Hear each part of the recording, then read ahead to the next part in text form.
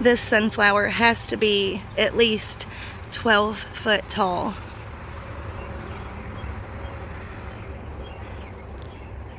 I come to about right here.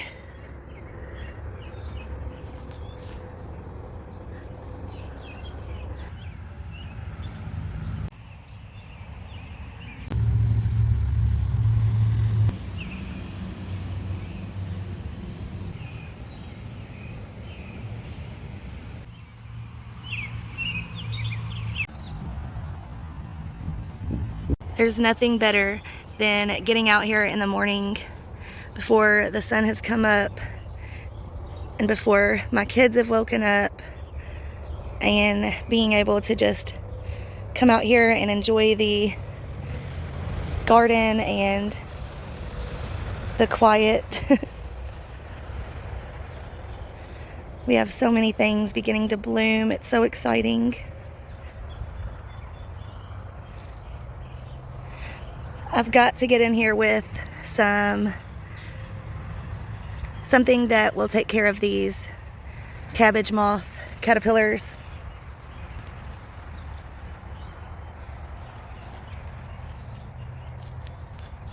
As you can see, they're really starting to do a number on the leaves.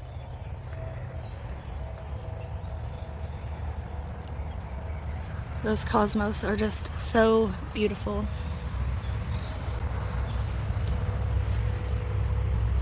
Let's take one more look at those sunflowers.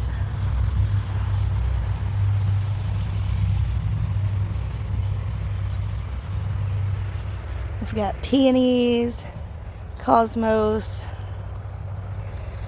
some brassicas, some dahlias. I've got something going on with a couple of these plants. I've got to get online. I believe that this may be some kind of fungal issue or disease, and I don't want it to spread. Then I've got another issue going on with these peonies, these two right here. I'm not sure what's going on, but I want to figure it out before it spreads. So beautiful. I'm going to be cutting those 3 today, as well as some of these zinnias over here. I came out here early to try to get some weeding done. I've got a lot of weeds that I picked yesterday that I have to pick up.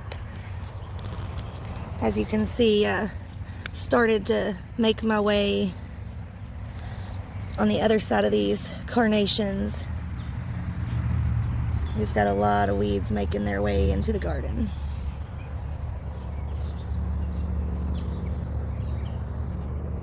Lots of different colors of zinnias beginning to come on.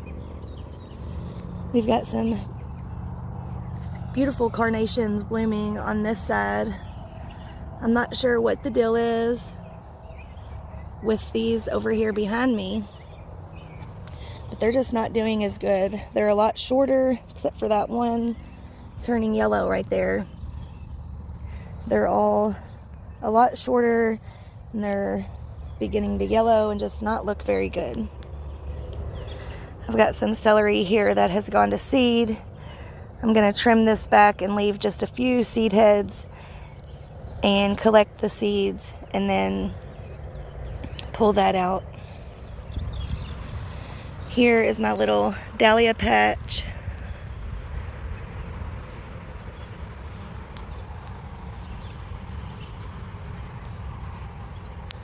Lots of weeds. This bed was the worst with the weeds. Here's my little Lysianthus patch.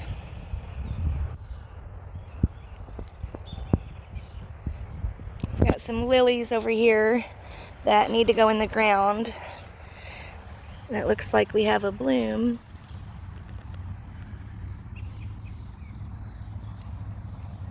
Those have definitely got to go in the ground today. I had to weed this bed first though and take care of the ranunculus that are still in the ground. I haven't gotten any blooms off the ranunculus in about a week, so it's time to pull those out and put something else in. We've got some technically very creamy yellow marigolds, but they claim to be a white marigold.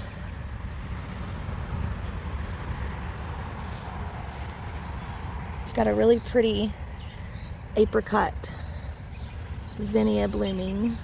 Ooh, that's a very pretty yellow zinnia as well.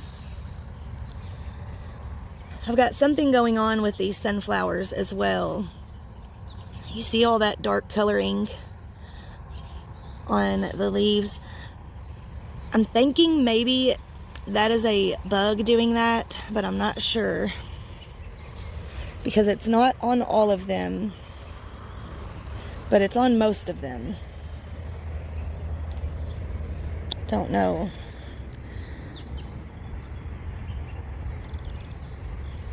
Vegetable garden starting to grow in.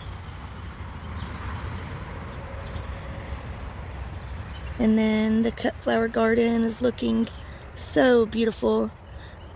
I've got so many things that need to be harvested this morning.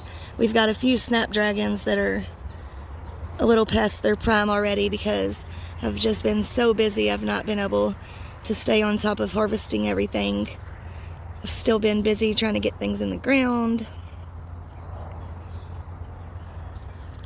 Let's go take a look. Well, first, let me give you a closer look at these dahlias. This one is, I guess, supposed to have like a brown stripe, but it really just looks dirty. Like it just looks like bug damaged to me. And then we have one down here blooming. Oh, is that supposed to be like that? I'm not sure if that is from bug damage or weather damage, or if that's supposed to be like that. But that's really interesting. And then I probably should have pointed out also, we have buds on our Lisianthus. So exciting. It has been so long. Oh my goodness. I started those January. It is now June. Nicole, these are absolutely stunning. Oh my goodness, they are so beautiful. My first Lisianthus. Thank you, Nicole, for inspiring me to grow these beautiful, beautiful plants. I have my first Lisianthus bloom. It is so beautiful. Oh my gosh.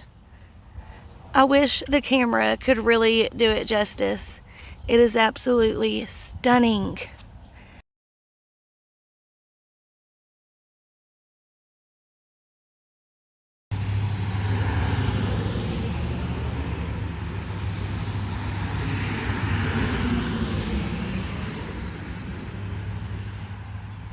And then we have another dahlia right here. The first two rows here are my seed dahlias.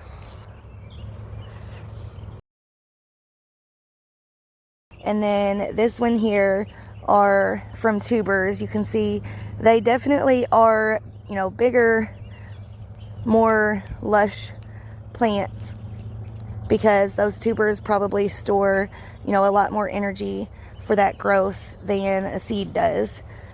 But still, you know, still getting blooms from the seed dahlias.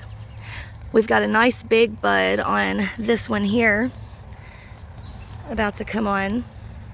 But again, I'm seeing this yellowing in the leaves. I really hope it's just a deficiency, but I'm afraid it may be something more, and it's just not worth it to me to lose all of my dahlias or a big number of my dahlias from, you know, trying to be greedy and save every last plant. If I have to get rid of, you know, 1 or 2 plants, I would rather do that than risk a larger number of them from something spreading. Before we take a look at the sunflowers, we've got our 2 Mahogany Splendor hibiscus. I've got a couple milkweed, some marigolds and zinnias. I'm trying to just throw as many extra plants as I can around the garden spaces to try to cover the soil up as much as possible to help maybe combat, you know, some of the weeds popping up, as well as to hold the moisture in the soil. The more that it's covered, the more it's going to hold in that moisture. And the compost that I bought, unfortunately, does not do a good job of holding in the moisture. Honestly, it's not even, like, it doesn't even look like compost to me. It looks like broken down wood chips, to be honest. Unfortunately, it doesn't look like there's a whole lot of organic matter in it. Sorry if I'm shaky. I have I have bugs flying around me. But here is our sunflower bed. In the back row, we have the Mongolian giant and mammoth gray striped sunflowers. And then in the middle, in the front row, we have a very large list of different varieties of sunflowers. And I succession sowed these sunflowers. I planted all of the ones in the back in 2 different successions, which those aren't for cut flowers. Those are just to stay back there, you know, just for show. And then I did about 15 to 20 successions each week of the other varieties. So I did like 5 of each of like 3 different varieties every week, so that I don't have them all coming in at once and I can space them out in bouquets.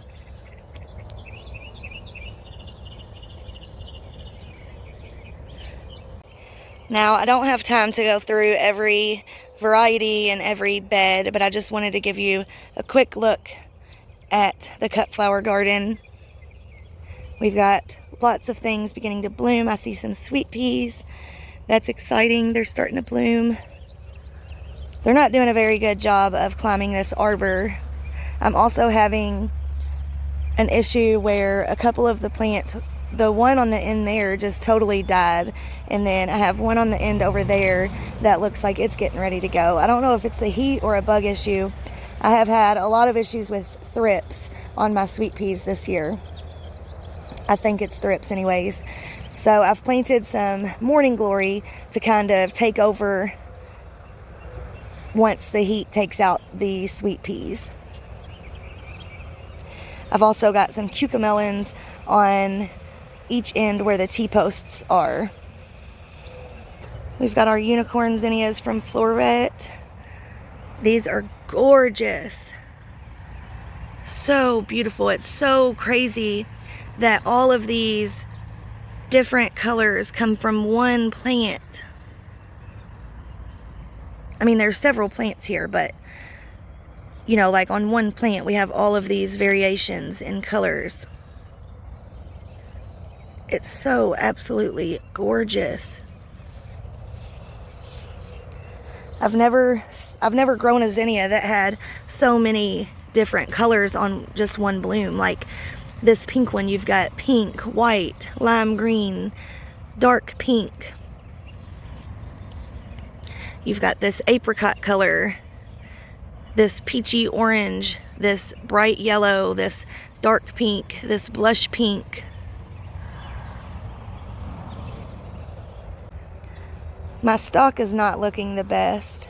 I think the problem is those don't require as much water as everything else does, because they're yellowing pretty bad. So are the bells of Ireland. Oh, the bells of Ireland are blooming.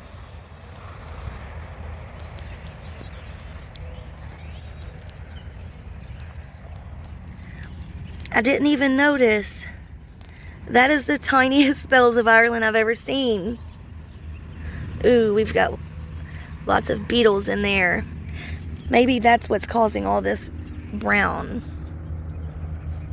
I may need to come out here with some neem oil. I've been trying not to spray unless I have like a really bad infestation of something, because since I've stopped spraying, except for when my things are like little tiny seedlings and the beneficials aren't really out yet and there's nothing to, you know, kind of help me with, you know, protecting them, I've seen so many more ladybugs and parasitic wasps and just all sorts of beneficials. Like on the sweet peas, I also noticed a ton of brown, like dead aphids from parasitic wasps. So I'm really trying not to spray unless absolutely necessary, which, I mean, it's getting warm. I may not even be able to grow the bells of Ireland to their full potential, you know, so it may be worth it to just let them go, you know, let the pests have their way with them. We've got our basil blooming. They're still pretty short stems. I'll have to pinch those back. We've got some cosmos. Ooh, we've got some honeywort.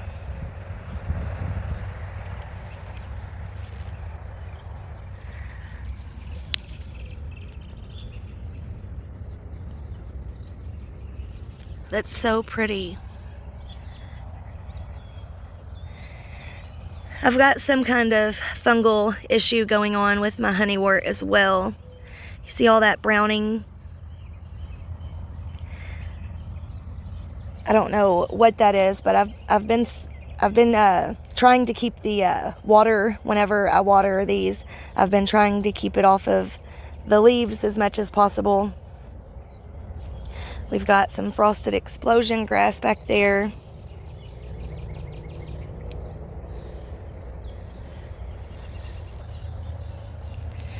Still lots of weeding to do, still lots of work to do. We still have a few beds that need planted.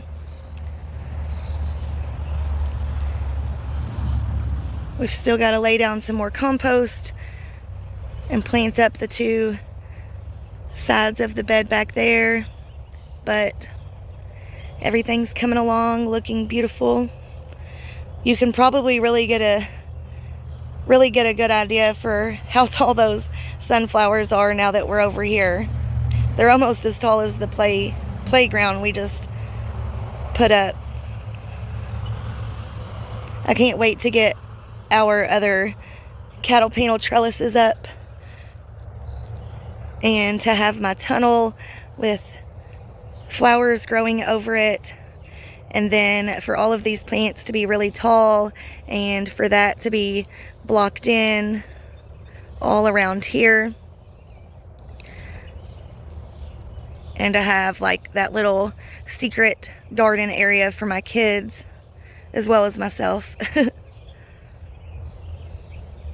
Alright, well, it is time for me to get started pulling some weeds and to try to get some things in the ground before my kids wake up, before it gets too hot out here.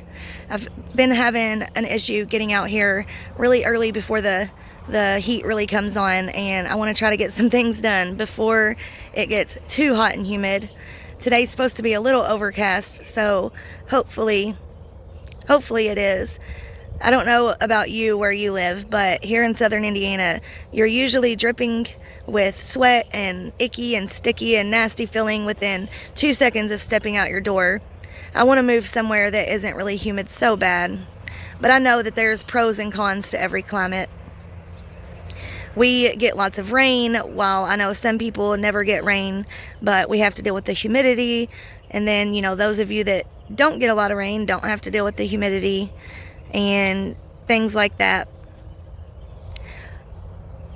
But I want to thank everyone for watching, and if you stopped by, I would love if you left me a comment. I love conversating with you guys and getting to know you guys more in the comments.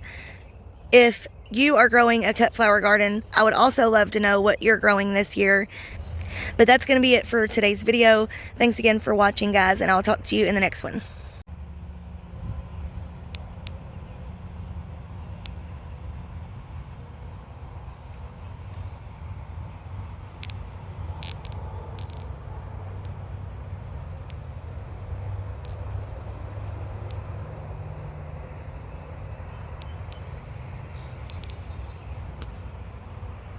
Well, I don't know what video this is going to end up in, but we have some beautiful Snapdragons, sweet peas, Zinnias, celosia, basil, and bachelor buttons that need harvesting.